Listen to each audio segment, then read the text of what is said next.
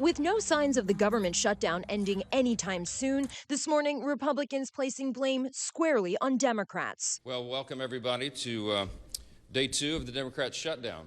President Trump meeting today with his budget director to determine which agencies he recommends be cut, either temporarily or permanently. The president also blaming Democrats on the conservative One America News Network. Well, there could be firings, and that's their fault. The Trump administration warns it could start that unprecedented step of firing federal workers as soon as today. ABC's Mary Bruce pressing the vice president yesterday. Why does the president want to fire some workers and not just furlough them? Why is this shutdown any different? Well, first of all, we haven't made any final decisions about what we're going to do with certain workers. What we're saying is that we might have to take extraordinary steps, especially the longer this goes on. Democrats demanding Republicans reverse massive cuts to Medicaid and extend expiring Obamacare subsidies so health care premiums don't rise for millions of Americans next year. Republicans say they'd rather shut down the government than make sure that Americans get their access to health care. I think they're wrong. The White House is insisting the government needs to reopen before discussing health care policy.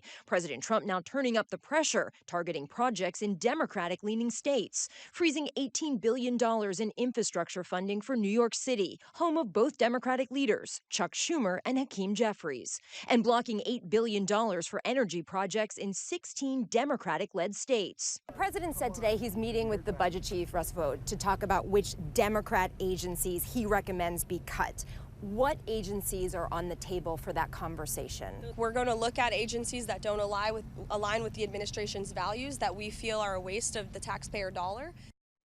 There are more than 750,000 federal workers furloughed around the country.